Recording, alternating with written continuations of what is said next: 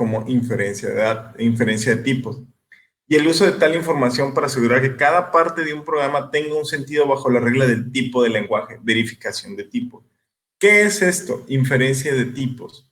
La inferencia de tipos es cuando tú haces cálculos. Por ejemplo, un string más un string, ¿qué te da? Un string menos un string, ¿qué te da? Así es. Un entero más un entero, entero. Un entero más un flotante. Flotante. Así es. Entonces, esa es la inferencia de tipo. Cuando tú tratas de hacer cálculos y cada, o sea, ¿cómo se llama? Cada tipo te va a arrojar un error o un tipo de datos, ¿sí? Entonces, tú tienes que tener una función de inferencia de tipos que te digas, donde le pongas el tipo A, tipo B y el operador. Y dependiendo de la operación que hagas y de los tipos con los que estás haciendo la operación, pues te va a arrojar, te va a devolver un error o te va a devolver un tipo. ¿Capich? Entonces ustedes tendrían que tener en cierto momento una lista o un cuadro donde diga todas las inferencias de tipo, todas las que tengan. Un booleano, fíjense, un booleano más un booleano que te da. No, error. No puede ser una operación, no puede ser una operación aritmética con un booleano. Sería un booleano y, por ejemplo, ¿qué operaciones puedes hacer con booleanos? Todo eso es parte de la inferencia, ¿me explico?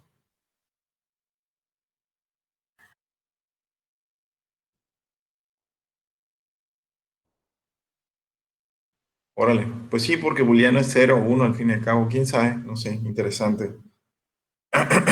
Pero sí, a lo que me refiero es que igual,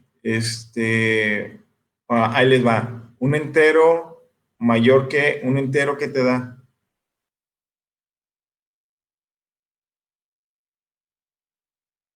Ahí sí sería un booleano. Entonces, ahí dense cuenta, le estamos dando dos tipos de datos, más una operación y una función es que ustedes hagan, es la que me tienen que arrojar o me tienen que regresar el tipo de datos que se está haciendo. ¿Capich? Y eso se encarga la tabla de símbolos, porque la tabla de símbolos me va a traer el tipo de datos de la variable que ustedes están usando y van a tener una función, perdón, y van a tener una función en la cual esa función me tiene que arrojar el tipo de datos, el nuevo tipo de datos.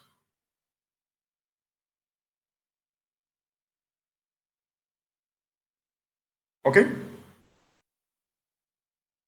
¿Dudas? Sí.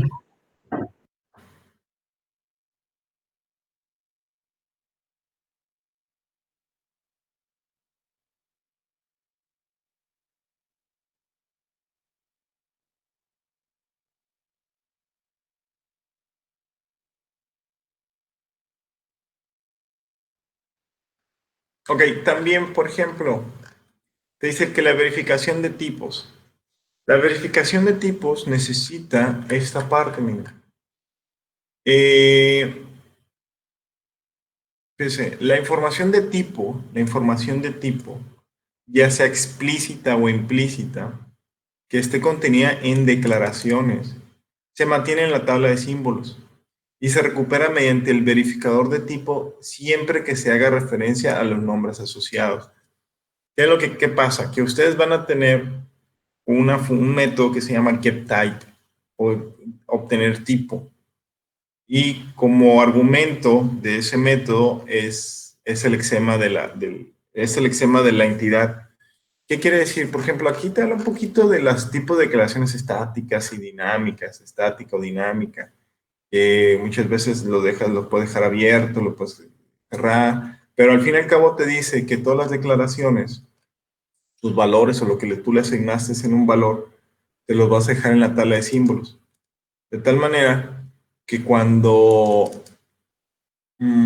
por ejemplo, ¿cómo les diré? Python. Python. No es débilmente tipado. ¿Qué quiere decir? Python, tú puedes declarar X es igual a hola. Y en ese justo momento agarra que vale string. ¿Sale? Y después dices X es igual a 20. ¿Qué quiere decir? Que X ahora vale 20, vale un entero. ¿Capich? Entonces, esa es una forma de declaración dinámica. Porque lo puedes ir cambiando y cambiando y cambiando el tipo, o sea, una variable o un identificador le puedes cambiar el tipo varias veces.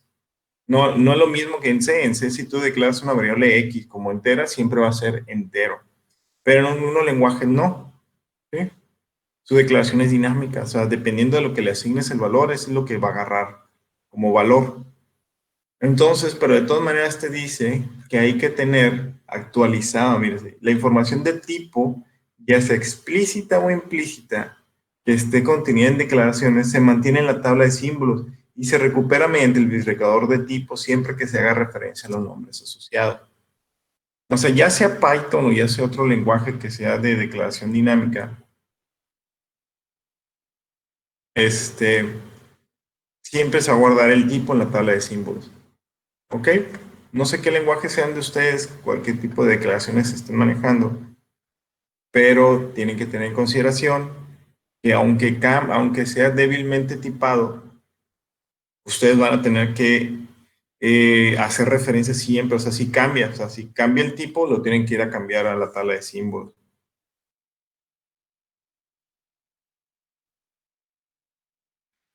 Y una cosa importante aquí es esto, los tipos de datos. Los tipos de datos, y esto es importante porque cuando lo vamos a manejar, cuando hagamos la máquina virtual, es muy importante que sepan, por ejemplo, el char, el byte, el short, el int, el long, el float, el double. Aquí me faltó el string. Pero, por ejemplo, el int vale 32 bits. Eso es importantísimo, señores. Porque cuando ustedes hagan una declaración, cuando digan, ok, la máquina virtual acaba de llegar a, pero A de qué tipo es string o es int. Si es int, entonces ustedes van a pedirle al sistema operativo 32 bits. ¿Capich? Entonces es importante que los tipos de datos que ustedes estén manejando, por ejemplo aquí el boolean, tiene valor true o false, creo que es un bit nada más. El char te dice que aquí tiene 16 bits, el byte 8 bits, el short 16 bits, el int 32, el long 64, el float 32, el double 64. Creo que manejan ustedes el string creo que era 32 o 16. ¿Sí?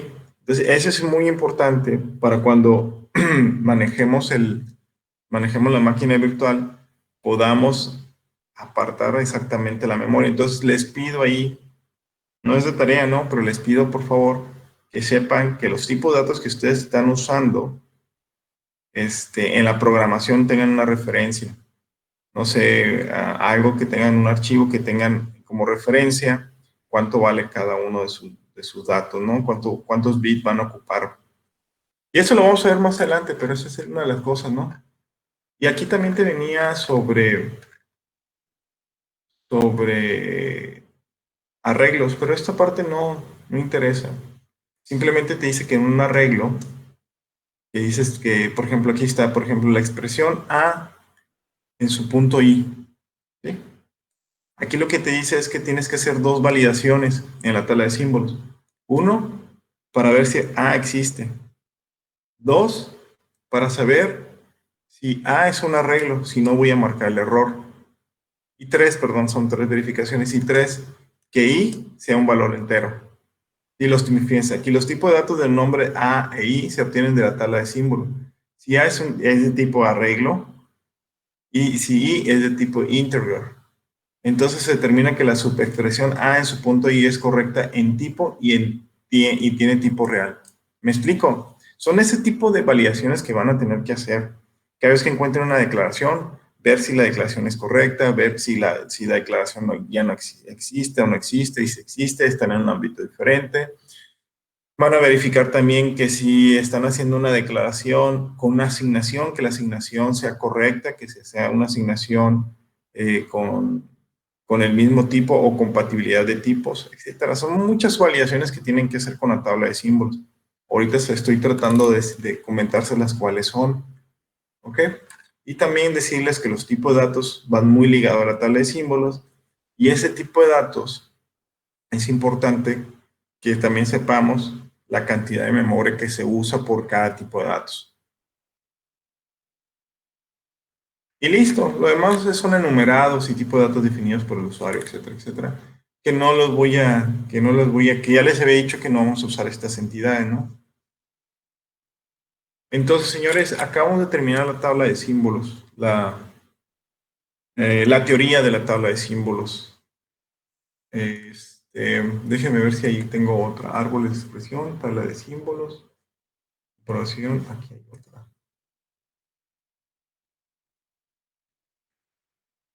Ok, esta está sencillísima. Dice tabla de símbolos y sus métodos. Para implementar este ambiente de ejecución en la tabla de símbolos en el compilador, debe mantener las direcciones de variables en memoria. Ahí les van, chéquense. Para implementar este ámbito de ejecución en la tabla de símbolos, en el compilador debe mantener las direcciones de las variables en memoria. Se hace esto proporcionando un parámetro de ubicación en la función tabla de símbolos insert e incluyendo una función de strlookup que recupera la ubicación de una variable. Ahí les va. ¿Qué quiere decir? Que yo, por ejemplo, voy a tener dos funciones importantes en mi tabla de símbolos. Ya lo hemos dicho muchas veces. La de insertar y la de buscar. La de buscar nada más buscas el nombre. Buscas el nombre y te debe regresar al registro del ¿cómo se llama? De la entidad. Pero aquí, por ejemplo, el insertar, necesito uno, el nombre, que es la llave. ¿Sí?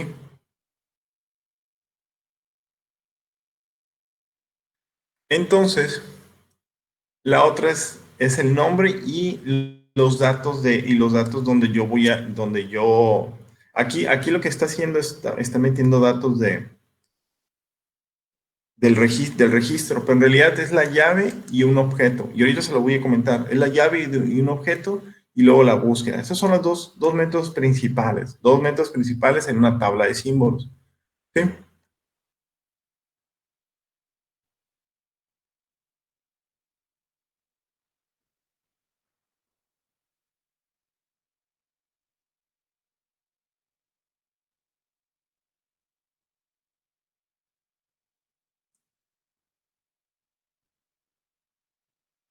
Ok, aquí lo que te dice también el libro, te dice que como ya estás metiendo o ya estás creando, pero esto no lo voy a hacer, no lo vamos a hacer porque es mucha chamba.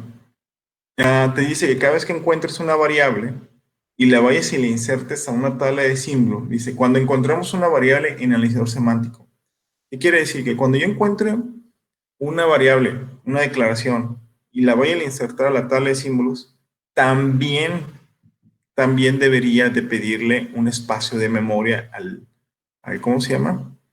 Al compilado, al sistema operativo.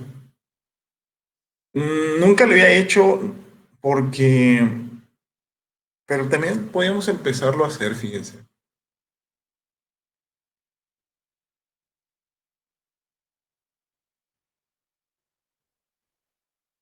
¿Y para qué me serviría? A ver, ¿para qué me serviría?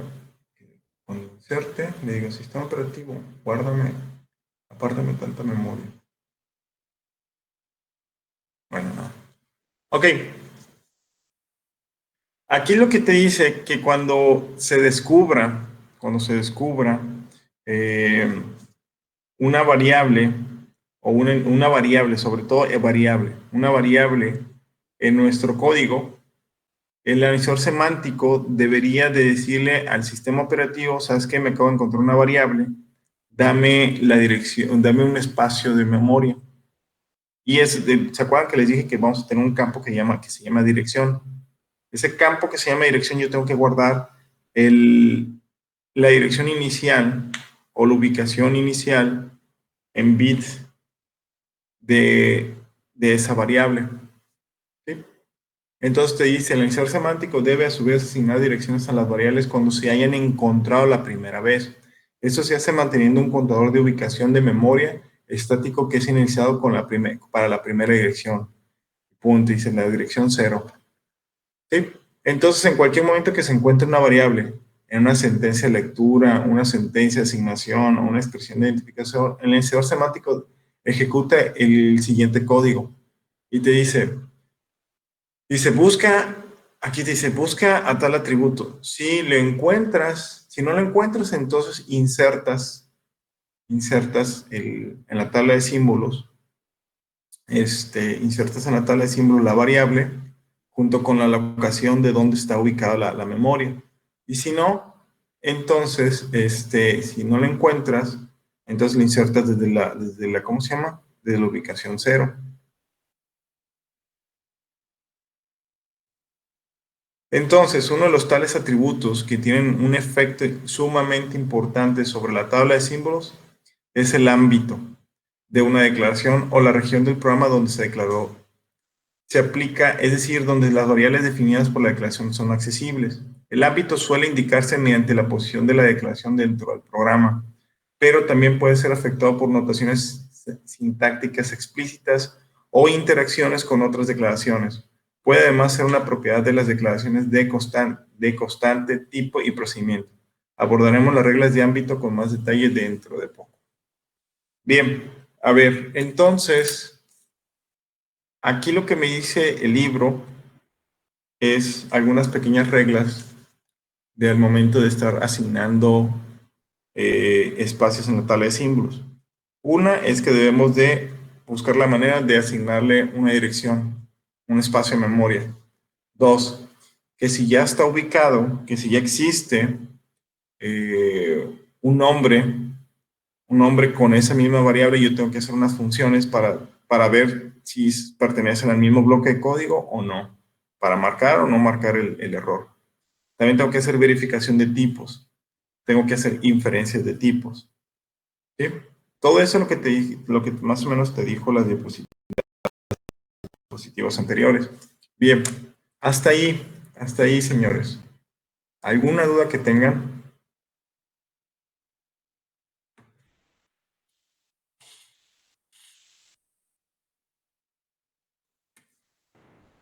No, de momento no. ¿Seguros?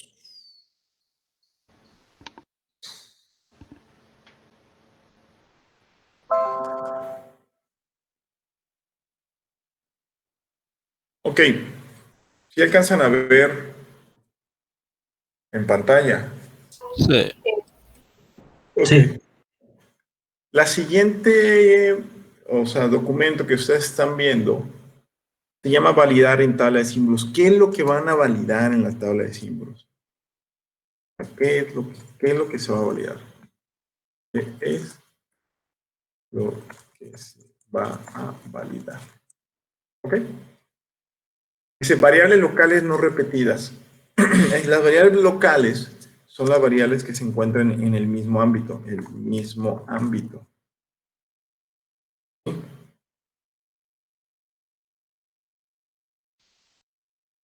Clases no repetidas, fíjense, clases no repetidas, las clases no se pueden repetir.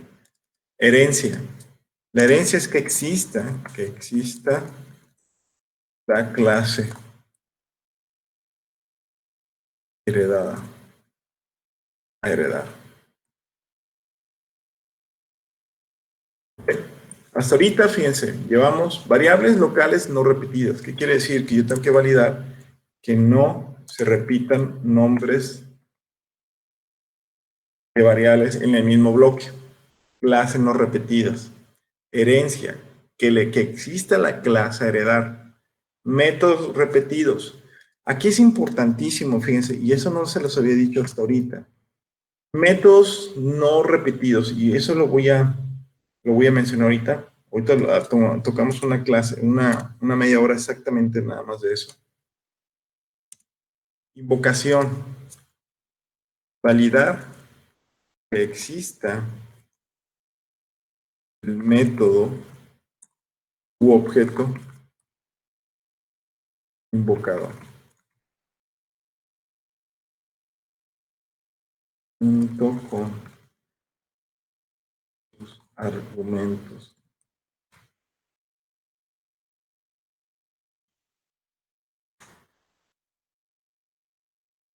¿Tienen dudas? Díganme.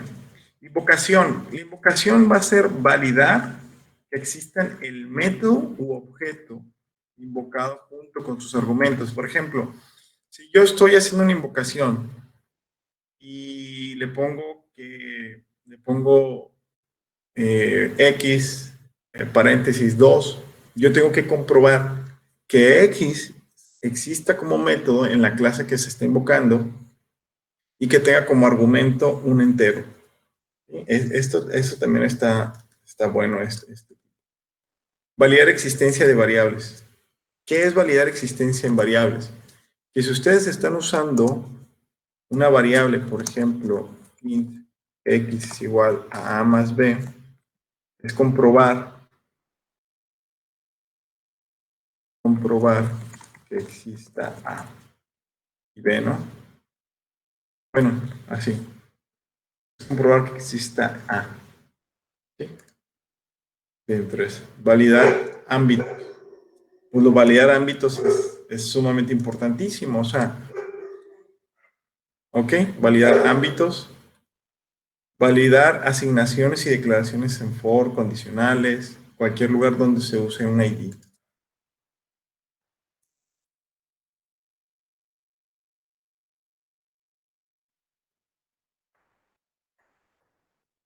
Y listo. Esas son todas las cosas que se van, que es lo que su tabla de símbolos se los va, es necesario. Es lo que les voy a pedir que la tabla de símbolos pida. ¿Ok?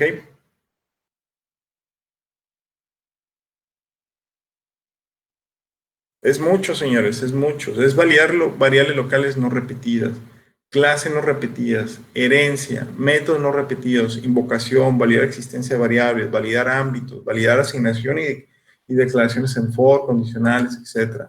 También aquí es validar que ningún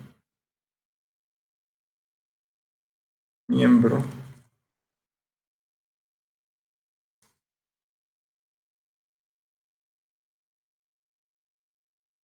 ahí está. Listo.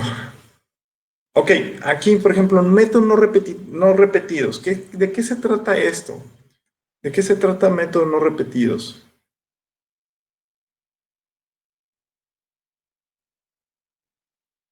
O bueno, voy a ir comprobando esto, chéquense.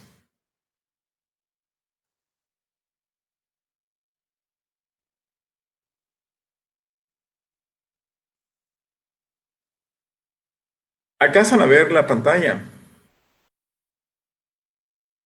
Sí. Ok, Sí. Sí. lo que van a comprobar es esto, fíjense. Primero, dice variables, bueno, clases no repetidas. Clases no repetidas.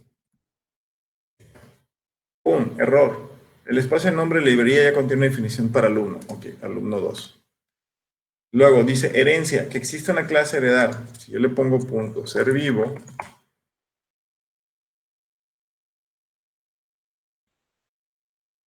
me marca un error.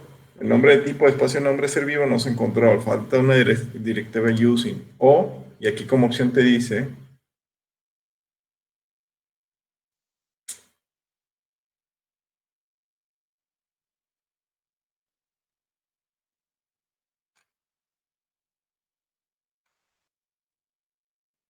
y aquí se crea la clase, miren.